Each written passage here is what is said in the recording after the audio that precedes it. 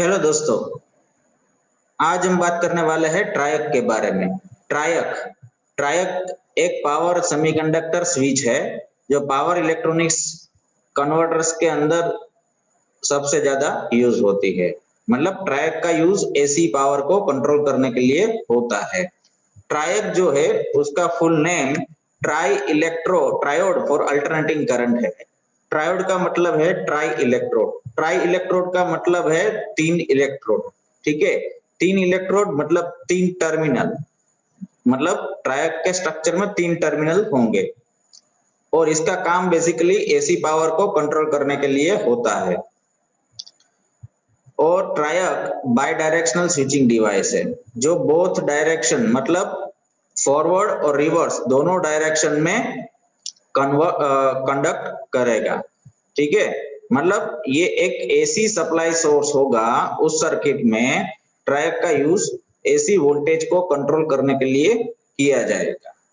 जैसे कि मैं एक एप्लीकेशन आपको बता दूं कि सिंगल फेज इंडक्शन मोटर जो होती है उसका स्टेटर वोल्टेज कंट्रोल करना है। फॉर कंट्रोलिंग द स्पीड हम ट्रायक को सप्लाई वोल्टेज सोर्स जो एसी है हमारा सिंगल फेज उसके और जो हमारा इंडक्शन मोटर है उसका स्टेटर जो टर्मिनल है जहां पे हम सप्लाई देते हैं उनके बीच में इसको कनेक्ट किया जाता है। और इसका फायरिंग एंगल को चेंज करके हम वोल्टेज को चेंज करेंगे और बिलो द रेटेड स्पीड हम इंडक्शन मोटर का स्पीड कंट्रोल कर सकते हैं। तो ट्रायक का मैक्सिमम जो मार्केट में अवेलेबल रेटिंग वाला जो ट्रायक है वो 16 किलोवाट के आसपास का मिलता है।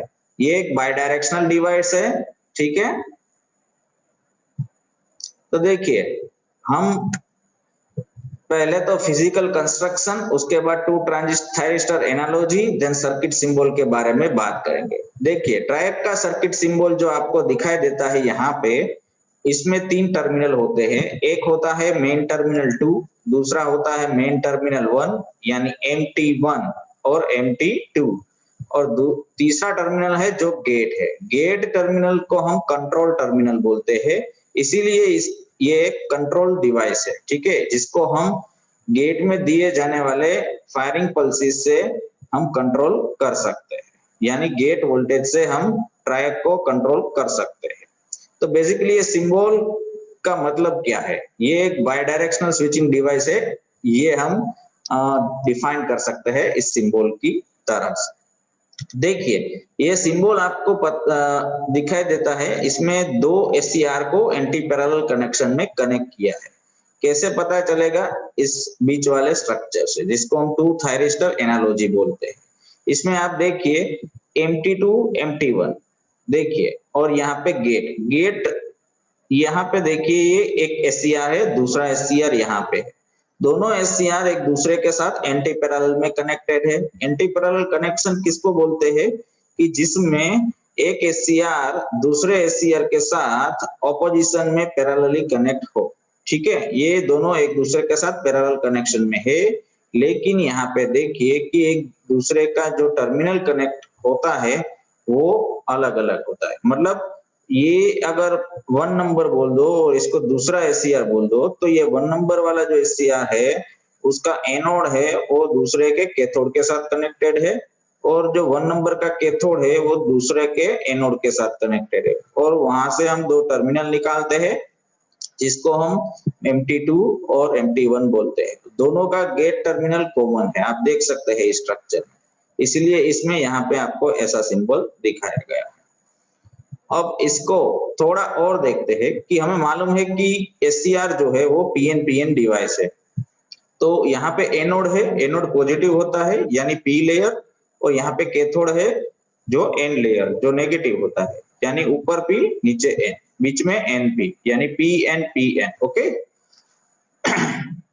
अब दूसरे SCR में देखिए क्या होता है कि ऊपर कैथोड है, कैथोड का मतलब नेगेटिव, नीचे एनोड है इसका मतलब पॉजिटिव, यानी ऊपर का फर्स्ट लेयर N है, नीचे का लास्ट लेयर P है, यानी NP तो आप देख सकते हैं इसका N और इसका P, ठीक है, दोनों MT1 से कनेक्टेड है और ऊपर MT2 से। ओके, यानी ये एंटी पैरेलल कनेक्शन है। एंटी पैरेलल मतलब उल्टा कनेक्शन। ठीक है, और दोनों का गेट टर्मिनल पहले एससीआर के पी रीजन में से निकाल जाता है और इसमें से एन में से। तो यहाँ पे आप देख सकते हैं गेट कॉमन है, यहाँ पे आप देख सकते हैं gate is common terminal. Okay, तो ये स्ट्रक्चर डिफाइन करता है कि दो एसीआर को अगर एनालिटिकली एंटी पैरेलल कनेक्शन किया जाए और दोनों के गेट टर्मिनल कॉमन कर दिए जाए तो ये एक ट्रायक बन सकता है। ओके, अब देखिए क्या होता है कि जब MT2 को पॉजिटिव सप्लाई देंगे, सपोज हमने यहाँ पे एसी पावर को कंट्रोल करने की बात की, तो सपोज मैं यहाँ पे पॉजिटिव टर्मिनल रख दूं और यहाँ पे नेगेटिव, ये हमारी हो गई पॉजिटिव हाफ साइकिल, ठीक है, ऑफ एसी। तो क्या होगा कि ये वाला फॉरवर्ड बायस होगा, मतलब आपका जो ये वाला एसीआर है वो फॉरवर्ड बायस होगा, ये रिवर्स बायस, तो कंडक्ट करेगा सिर्फ ये एकमात्र ACR during the first positive half cycle. अब देखिए कोई भी ऐसी सप्लाई होता है उसमें नेगेटिव हाफ साइकिल भी होती है। तो देखिए सपोज ये एक नेगेटिव हाफ साइकिल है, ठीक है, तो यहाँ नेगेटिव होगा और यहाँ पे पॉजिटिव होगा। तो इसका मतलब क्या हुआ, गेट तो कॉमन है, ठीक है। अब देखिए MT1 ऐसा है, ठीक है, तो ए वाला एससीआर टर्न ऑन होगा, कंडक्ट करेगा जब नेगेटिव हाफ साइकिल आएगी तब, और करंट नीचे से ऊपर जाएगा। मतलब हम यहाँ पे सिर्फ फायरिंग एंगल को चेंज करेंगे, उस हिसाब से यहाँ पे हमें आउटपुट वोल्टेज को हम कंट्रोल कर पाएंगे सप्लाई के, ठीक है।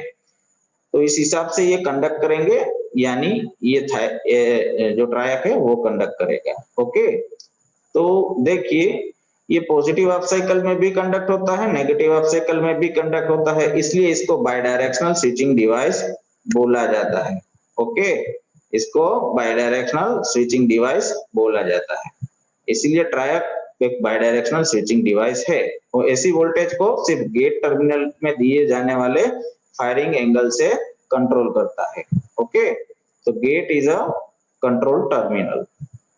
तो यहाँ दूसरी चीज ये है आपको देखने की कि जो ट्रायक है हमारा वो first quadrant and third quadrant में ऑपरेट होता है। फर्स्ट क्वाड्रेंट में ऑपरेट होता है जब आपका MT2 पॉजिटिव हो और MT1 नेगेटिव हो, ठीक है, और जब थर्ड क्वाड्रेंट में ऑपरेट होता है जब आपका MT2 नेगेटिव हो और MT1 पॉजिटिव हो, ठीक है।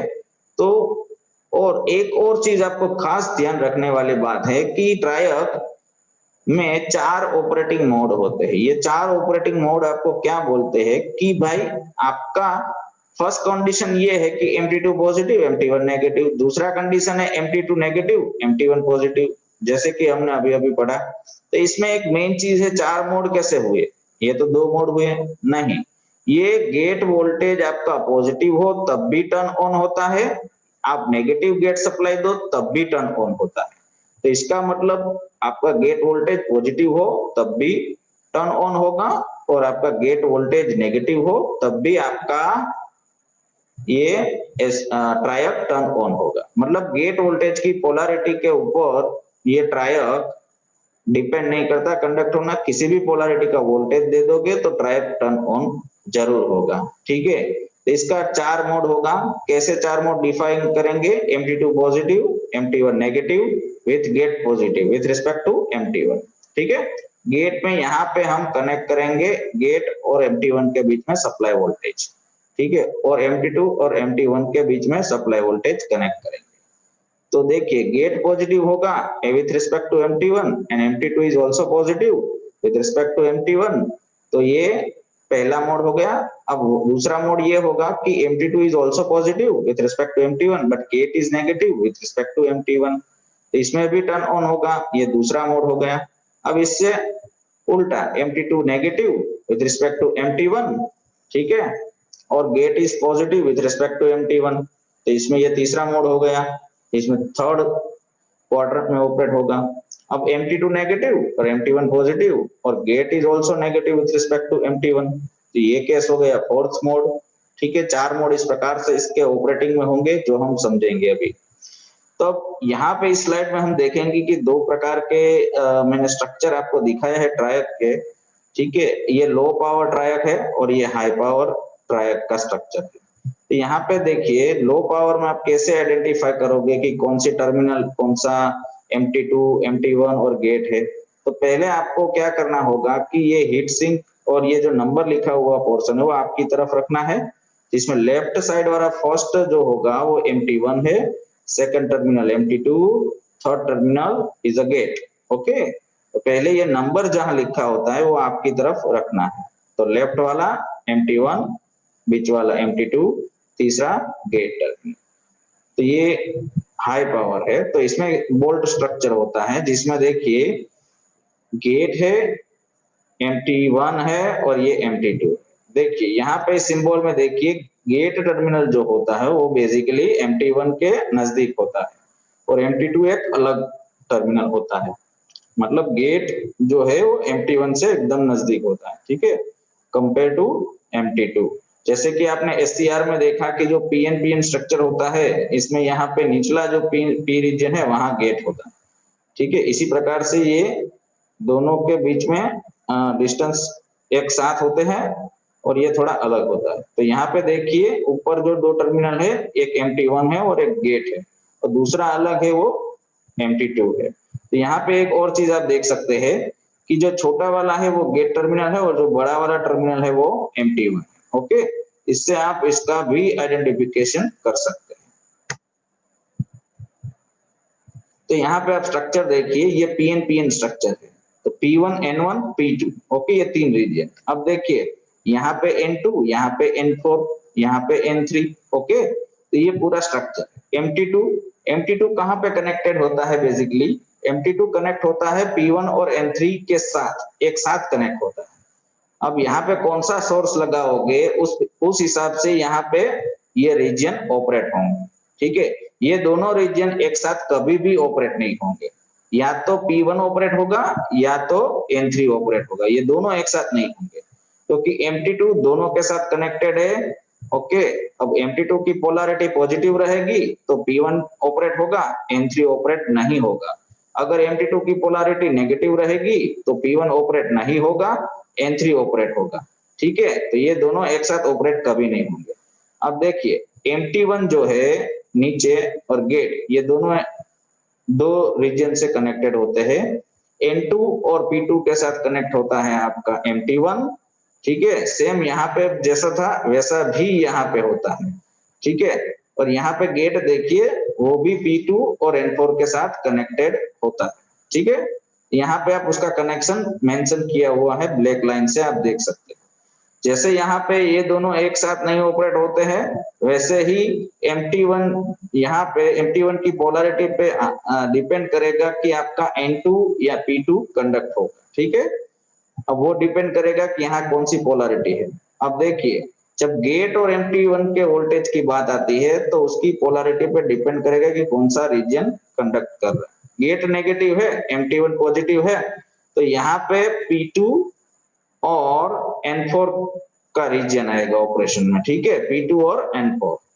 अगर गेट नेगेटिव है, सॉरी गेट पॉजिटिव है और MT1 नेगेटिव है, ठीक है, तो आपका ऑपरेशन आएगा P2 और N2 के बीच में। समझ में आया कि देखिए गेट पॉजिटिव है और MT1 नेगेटिव है, ठीक है। यहाँ पे बैटरी कनेक्ट की है आपने, पॉजिटिव पोलैरिटी गेट को दी है, नेगेटिव पोलैरिटी MT1 को दी है।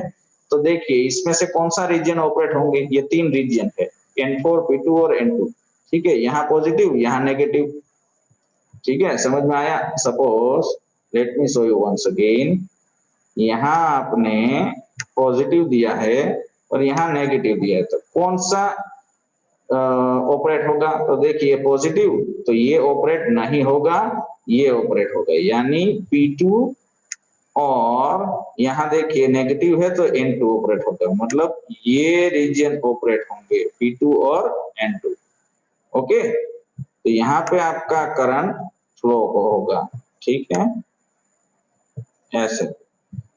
ओके, तो ये आपको देखना है कि यहाँ पे जितने भी कनेक्शन है वो दो रीजन के साथ है, जैसे कि MT2 का कनेक्शन हो, ठीक है, जैसे कि MT2 का कनेक्शन हो वो भी P1 N3 के साथ। अब MT1 का कनेक्शन वो P2 N2 के साथ, गेट का कनेक्शन N4 P2 के साथ है, ठीक है। तो पोलैरिटी पे डिपेंड करेगा कि कौन सा रीजन एक्टिव है, वर्किंग। अब उसका हम वर्किंग प्रिंसिपल देखते हैं। जैसे कि मैंने बताया कि 4 मोड में ऑपरेशन होता है। पहला है MT2 positive with respect to MT1 with gate is positive with respect to MT1। Okay, दूसरा है MT2 positive with respect to MT1 same to same. ठीक है, मतलब कि ये कनेक्शन सेम रहेगा MT2 और MT1 के बीच, यहाँ चेंजिंग होगा। ठीक है, ये 2 मोड हो गए। अब दूसरा क्या होगा कि MT2 negative with respect to MT1 but gate is positive with respect to MT1। मतलब यहाँ नेगेटिव और ये पॉजिटिव, तो ये पॉजिटिव ये नेगेटिव। ठीक है, तो तीसरा है MT2 negative with respect to MT1 gate is negative with respect to MT1। देखिए चारों मोड में आपका ट्रायक वर्क करेगा, लेकिन सबसे किफायती कौन से 2 मोड होंगे जिसमें 2 सेम पोलैरिटी के पोटेंशियल वोल्टेज हमने दिए। जैसे कि यहाँ पे MT2 is positive with respect to MT1 gate is positive with respect to MT1। ये एक इज ये जो चीज है, ठीक है, ये एक रहेगी। और दूसरा MT2 is negative with respect to MT1 gate is negative with respect to MT1। तो ये फर्स्ट और fourth is a very useful modes, but second and third is less sensitive gate potentials. मतलब आपको ज्यादा गेट करंट देनी होगी तब जाके ट्रायक वर्क करेगा। ठीक है, समझ में आया? तो फर्स्ट में जैसे दोनों same polarity, useful work with ट्रायक, but यहाँ पे देखिए दोनों अलग अलग पोलैरिटी है, गेट वोल्टेज की और MT2 की। तो क्या होगा कि आपको ज्यादा गेट करंट सप्लाई करने पड़ेगी तब जाके आपका वर्क करेगा। ठीक है ट्रायक। तो देखिए चारों मोड समझते हैं। ये first mode MT2 positive, also positive gate current, दोनों पॉजिटिव, मतलब यहाँ पे पॉजिटिव पोलैरिटी वोल्टेज, यहाँ पे भी पॉजिटिव पोलैरिटी वोल्टेज। तो देखिए यहाँ पे कौन सा रीजन काम करेगा भाई? P1 region. N2 will not work. Okay, if I show you that by drawing that it will not work, N3 will not work. Okay, N3 will not work. Only P1 is working. Okay, only P1 is working, N1 is working and P2 is working. ये तीनों working में है। Okay, अब यहाँ पे देखिए कौन सा वर्किंग है। यहाँ पे तो N2 वर्किंग है क्योंकि ये नेगेटिव पोलैरिटी है, ये भी नेगेटिव, मतलब N2 रीजन के साथ कनेक्टेड है। ओके, तो यहाँ पे देखिए ये जो है पॉजिटिव है, तो पॉजिटिव है मतलब P2 और ये नेगेटिव ये कनेक्ट। तो 4 रीजन ऑपरेट होते हैं, P1 N1 P2 N2। Okay, समझ में आया? एक 4 रीजन होते हैं, तो ये ऑपरेट होंगे इसमें। तो अब देखिए काम क्या होगा कि आपका करंट का डायरेक्शन कैसे जज किया जाएगा। तो देखिए यहाँ से आपका करंट ड्रॉ होता है N2 में से और MT1 में से, ये लिंक खत्म होती है। मतलब यहाँ से P1 N1 P2 और N2 से लेके यहाँ खत्म, और इसको ट्रिगर किया जाता है पॉजिटिव गेट वोल्टेज से। इसके कारण क्या होगा कि यहाँ से जो होल है मेजॉरिटी चार्ज कैरियर वो P2 में से N2 में जाएंगे, जिसके कारण क्या होगा कि ये इलेक्ट्रॉन यहाँ से ये N1 रीजन के पास इकट्ठा हो जाएंगे इलेक्ट्रॉन। हमें मालूम है कि जो अपना करंट और इलेक्ट्रॉन की मूवमेंट होती है वो एकदम ऑपोजिट होती है। मतलब P2 में से पॉजिटिव चार्ज कैरियर यहाँ गए तो N2 में से नेगेटिव चार्ज कैरियर यहाँ आएंगे P2 में। इसके कारण ये N1 रीजन, ये N1 और P2 के बीच का जो जंक्शन है वहां पे नेगेटिव चार्ज क्रिएट हो जाएगा। ठीक है, वहां पे नेगेटिव स्पेस चार्ज क्रिएट हो जाएगा। अब देखिए उसको बैलेंस करने के लिए यहाँ से होल इंजेक्ट होंगे और वो यहाँ पे आ जाएंगे इस जंक्शन पे, जिसको हम J2 जंक्शन बोलते हैं, क्योंकि ये पहला जंक्शन J1 J2 और दूसरा जंक्शन ये जो फॉरवर्ड बायस हुआ है P2 N2 के बीच में, ये तीसरा जंक्शन। ठीक है, 4 लेयर और 3 जंक्शन। तो यहाँ पे इलेक्ट्रॉन आ गए तो नेगेटिव स्पेस चार्ज हो गया। ज्यादा इलेक्ट्रॉन होने की वजह से इसमें बहुत ज्यादा इलेक्ट्रॉन हो जाएगा। इसके कारण क्या होगा कि ये होल जो मेजॉरिटी चार्ज कैरियर होते हैं P1 रीजन में वो यहाँ पे आ जाएंगे, यानी यहाँ पे आने के बाद यहाँ डिफ्यूज हो जाएंगे और क्या होगा कि यहाँ नेगेटिव स्पेस चार्ज था उसको बैलेंस कर दिया जाएगा। ठीक है, न्यूट्रलाइज कर दिया जाएगा by recombination of all electron pairs. ठीक है, अब वहां पे फिर से न्यूट्रलाइज हो गया और यहाँ से देखिए होल ज्यादा फोर्सफुली इंजेक्ट होंगे और यहाँ पॉजिटिव स्पेस चार्ज क्रिएट हो जाएगा। और यहाँ पे पॉजिटिव स्पेस चार्ज क्रिएट हो चुका है, तो यहाँ से ज्यादा इलेक्ट्रॉन यहाँ जाएंगे, मतलब आपका इलेक्ट्रॉन का फ्लो N2 से लेके P2, P2 से N1 और P1 रीजन, मतलब N2, P2, N1, P1, इस तरफ आपका इलेक्ट्रॉन का फ्लो होगा और आपका होल का फ्लो होगा P1, N1, P2 और N2, मतलब कि आपका करंट फ्लो होगा P1, N1, P2 और N2 रीजन। ठीक है, तो ये था आपका मोड 1। ठीक है, इसमें आपका कंडक्शन होता है। अब देखिए वही दूसरा केस, यहाँ पॉजिटिव टर्मिनल ही है, देखिए, तब देखिए यहाँ पे क्या होना है कि ये तो है, ठीक है, ये नेगेटिव है, लेकिन यहाँ पे उल्टा हो जाएगा। क्या हो जाएगा, यहाँ पे आप देखेंगे कि यहाँ नेगेटिव टर्मिनल है, तो नेगेटिव है इसका मतलब N4 एक्टिवेट होगा। ठीक है, यहाँ पे N2 एक्टिवेट होगा इसके लिए। ठीक है, क्योंकि ये नेगेटिव है तो N2 और यहाँ नेगेटिव है तो N4। ठीक है, इसका पॉजिटिव है मतलब यहाँ, तो यहाँ से जो होल थे P रीजन में, P2 रीजन में, वो यहाँ N4 में आ जाएंगे। अब N4 में आ जाएंगे होल में, तो यहाँ से इलेक्ट्रॉन बाहर निकलेंगे जो P2 में आ जाएंगे। अब P2 में इस जंक्शन के आसपास नेगेटिव स्पेस चार्ज क्रिएट होगा, जैसे कि हमने पहले मोड में बताया था कि यहाँ नेगेटिव स्पेस चार्ज क्रिएट होगा। अब नेगेटिव स्पेस चार्ज क्रिएट होगा तो यहाँ से होल ये पोटेंशियल यहाँ से फोर्सफुली यहाँ के होल को यहाँ भेजेगा, इसके कारण यहाँ पे न्यूट्रलाइज होगा नेगेटिव स्पेस चार्ज। ओके, और यहाँ पे ज्यादा होल्स पॉजिटिव चार्ज इकट्ठा हो जाएगा, उसके कारण क्या होगा कि यहाँ से इलेक्ट्रॉन यहाँ पहुंचेंगे, सॉरी यहाँ से इलेक्ट्रॉन यहाँ पहुंचेंगे, तो आपका करंट कॉन्स्टिट्यूट होगा फ्रॉम P1, N1, P2 और N4 पाथ में, जिसके कारण क्या होगा कि आपका ट्रायड टर्न ऑन होगा। लेकिन यहाँ इस प्रकार से कंडक्शन होने की वजह से P2 और N2 के बीच में ज्यादा वोल्टेज मतलब पोटेंशियल क्रिएट होगा, इसके कारण ये P2, N2 फॉरवर्ड बायस हो जाएगा। ठीक है, यहाँ के वजह से अब ये फॉरवर्ड बायस हो जाएगा, तो यहाँ की जो current direction P1, N1, P2, N4 थी, वो बदल के P1, N1, P2, N2 वापस हो जाएगी। तो हम बोल सकते हैं कि जो पहले कंडक्ट हुआ था P1, N1, P2, N4, वो एक पायलट SCR की तरह काम करेगा, और ये दूसरे SCR P1, N1, P2, N2 को इसका जो एनोड करंट है वो इसका गेट करंट बन के इस P1, N1, P2, N2 को सप्लाई करेगा और आपका ट्रायड टर्न ऑन रहेगा। तो मतलब कि इसमें पायलट SCR की रिक्वायरमेंट हो गई, ये पायलट SCR पहले काम किया, बाद में ये मेन SCR काम किया। ठीक है, तो इस केस में आपको ज्यादा गेट करंट सप्लाई करना पड़ेगा, तब जाके आपका ट्रायड टर्न ऑन होगा। तो ये लेस सेंसिटिव है जब आप नेगेटिव गेट सप्लाई देते हो, मतलब ये दोनों ऑपोजिट होते हैं, तो ये लेस सेंसिटिव बन जाता है। अब तीसरा ऐसा ही कुछ है, तीसरा मोड, जिसमें क्या होता है कि Empty2 यहाँ सप्लाई उल्टा कर दिया, मतलब Empty2 नेगेटिव, ये पॉजिटिव, यहाँ पे पॉजिटिव वोल्टेज दे दिया, मतलब यहाँ पे P2 रीजन एक्टिवेट होगा और यहाँ पे N2।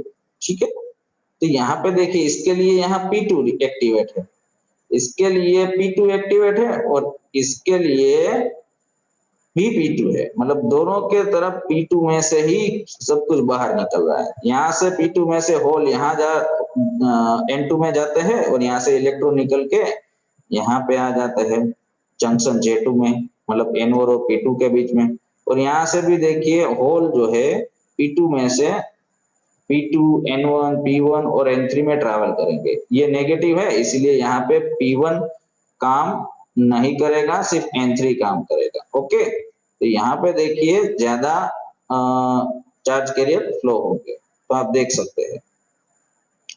तो यहाँ से P2, ठीक है, आप देख सकते हैं ये पॉजिटिव लेयर है, P2, N1, P1 और N3 से बाहर निकल जाएगा। ठीक है, और यहाँ पे आप N2 को एक पायलट SCR कैलकुलेट कर सकते, पायलट रीजन कैलकुलेट कर सकते हैं N2 को। ठीक है, यहाँ पे आपको लिखा हुआ है, जब आप Empty2 को नेगेटिव करेंगे तो डिवाइस ऑन होगा by applying positive voltage between gate and Empty1 terminal. जब ये ऑन होगा ट्रायड, तो वो N2 की वजह से होगा, क्योंकि एक रिमोट गेट की तरह काम करेगा, ठीक है, ओके।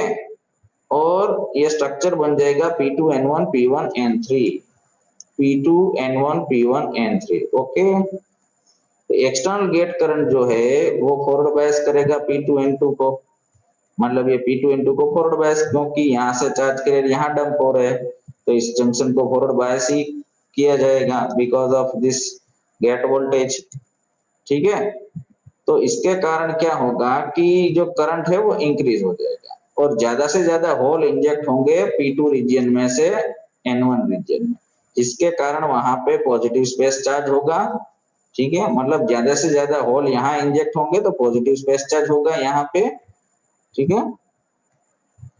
और उसकी वजह से ज्यादा इलेक्ट्रॉन N3 में से बाहर निकलेंगे, यहाँ अट्रैक्ट होंगे, क्योंकि इसको न्यूट्रलाइज तो करना पड़ेगा इसलिए। तो इस केस के अंदर जब ये दोनों उल्टे होते हैं, नेगेटिव और पॉजिटिव, ठीक है, तो इस केस में आपको ज्यादा गेट करंट चाहिए, इसीलिए इसमें भी ट्रायक टर्न ऑन होता है, ठीक है, लेकिन ये लेस सेंसिटिव गेट है, ठीक है, इस केस। अब ये चौथा केस है जिसमें ये भी नेगेटिव और ये भी नेगेटिव, मतलब गेट वोल्टेज और MT2 और MT1 के बीच में नेगेटिव वोल्टेज। तो यहाँ पे देखिए ये पॉजिटिव है, ये positive. P2 layer is the main part जो यहाँ से N4 में डंप करते हैं चार्ज कैरियर और साथ साथ N3 तक भी सप्लाई करते हैं पॉजिटिव चार्ज कैरियर, और वहां से इलेक्ट्रॉन नीचे की तरफ आते हैं और यहाँ से इलेक्ट्रॉन निकल के P2 में आते हैं, मतलब P2 is overflooded, okay, P2 is overflooded with positive charge carriers, okay। इसके कारण यहाँ से इलेक्ट्रॉन नीचे अट्रैक्ट होते हैं, ओके। तो आपका करंट इस तरफ फ्लो होगा, कहां से, P2 N1 P1 और N3 से, ओके। इसमें आपका N4 जो है वो रिमोट गेट की तरह काम करेगा, इसको हम एक्सटर्नल गेट भी बोलते हैं, ओके। तो इस केस में भी आपका current P2 N1 P1 N3 में फ्लो होगा, P2 N1 P1 N3 में फ्लो होगा, ठीक है, और वो टर्न करेगा, ठीक है, because of regenerative action of positive charge carrier. और ट्रायक इसमें बहुत अच्छा सेंसिटिव है विथ गेट, क्योंकि दोनों की पोलैरिटी सेम है इसलिए। तो इस चारों मोड के डिस्कशन से हमें पता चला कि जब आपका गेट वोल्टेज पॉजिटिव हो और आपका जो फॉरवर्ड वोल्टेज सप्लाई किया है वो भी पॉजिटिव हो, दोनों पॉजिटिव हो, तो वो एफिशिएंट है। अगर दोनों नेगेटिव हो तो भी एफिशिएंट है, लेकिन दोनों ऑपोजिशन में हो, एक पॉजिटिव और एक नेगेटिव, या एक नेगेटिव हो दूसरा पॉजिटिव, इस केस में आपका ज्यादा गेट करंट लगता है ट्रैक को टर्न ऑन करने के लिए। यहाँ पे आप देख सकते हैं ये कैरेक्टरिस्टिक है, इसमें देखिए कि ये जो है लीकेज करंट है, ये फर्स्ट क्वाड्रेंट और ये थर्ड क्वाड्रेंट में ऑपरेशन होता है, मोड 1, मोड 2, मोड 3 और मोड 4, ओके। तो ये 4 मोड में ऑपरेशन होता है। पहले में सबसे किफायती है ये फर्स्ट वाला, ठीक है, जिसमें ये भी पॉजिटिव है और ये भी पॉजिटिव है, ठीक है। इससे कंपेयर में ये किफायती है और इसमें ये किफायती है, ठीक है, क्योंकि दोनों नेगेटिव आप देख सकते हैं। तो इसके कारण यहाँ पे ये सबसे ज्यादा इंपॉर्टेंट है। यहाँ देखिए जब आप ये ब्लॉकिंग स्टेट है, जब तक ये ऑन नहीं होता ट्रायल, ठीक है, जब तक उसको ब्रेक और वोल्टेज जितने वोल्टेज नहीं मिलते हैं फॉरवर्ड वोल्टेज, तब तक कि वो लीकेज करंट फ्लो करेगा, जिसको हम फॉरवर्ड ब्लॉकिंग वोल्टेज ऑफसेट भी बोलते हैं। ये दोनों में होता है, रिवर्स और फॉरवर्ड दोनों में होता है, ठीक है। अब जाके देखिए जब ये ब्रेक और वोल्टेज मिल जाएंगे इसको, वो तब टर्न ऑन हो जाएगा और करंट को इंक्रीज कर देगा। इसको हम ऑन स्टेट कंडक्टिंग बोलते हैं और इसको लेचिंग बोलते हैं, ठीक है। इसमें आपका सब वोल्टेज ड्रॉप होता है और करंट इंक्रीज होता है। सेम चीज यहाँ रिवर्स में भी होती है, ठीक है। इसको ब्लॉकिंग स्टेट बोलते हैं और यहाँ से ब्रेक और वोल्टेज होता है, सप्लाई वोल्टेज, और यहाँ से लेच होता है डिवाइस, तो यहाँ टर्न ऑन, ठीक है, करंट फ्लो होने को टर्न ऑन बोलेंगे। ये था कैरेक्टरिस्टिक ऑफ ट्रायल। अब एडवांटेजेस देख लेते हैं, इसका उपयोग क्या कहाँ पे होता है। देखिए दो उसका एडवांटेजेस है। पहला तो एडवांटेज ये है कि इसका गेट टर्मिनल वोल्टेज आप पॉजिटिव दे दो या फिर नेगेटिव दे दो, ये टर्न ऑन होता है, यानी इसकी पोलैरिटी, गेट की पोलैरिटी के ऊपर ये डिपेंडेंट नहीं है, लेकिन उसको गेट के सिग्नल देने होंगे, गेट पल्सेस देने होंगे, आइदर पॉजिटिव और नेगेटिव, ओके। उसको एक हीट सिंक की रिक्वायरमेंट है, ठीक है। वो इसलिए उस जो हीट भी डेवलप होगी वो एटमॉस्फेयर में भेज सकते, जिससे वो ठंडा हो जाए। ओके, उसको सिंगल फ्यूज प्रोटेक्शन की भी रिक्वायरमेंट होती है। अब डिसएडवांटेजेस क्या है कि ये एससीआर की कंपेयर में रिलायबल नहीं है, ठीक है। यानी एससीआर हाई पावर सर्किट में यूज कर सकते हैं, ट्रायक को हाई पावर सर्किट में यूज नहीं कर सकते हैं। डीवी बाय डीटी रेटिंग जो होता है वो एससीआर से बहुत कम होता है, यानी ज्यादा डीवी बाय डीटी मिल गया आपको ट्रैक के क्रॉस में तो ट्रैक बर्नआउट हो सकता है, ठीक है।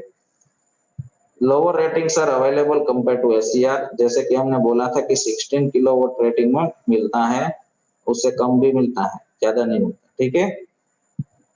इसको हम बाय डायरेक्शनली ट्रिगर कर सकते हैं, एससीआर को बाय डायरेक्शनली ट्रिगर नहीं कर सकते।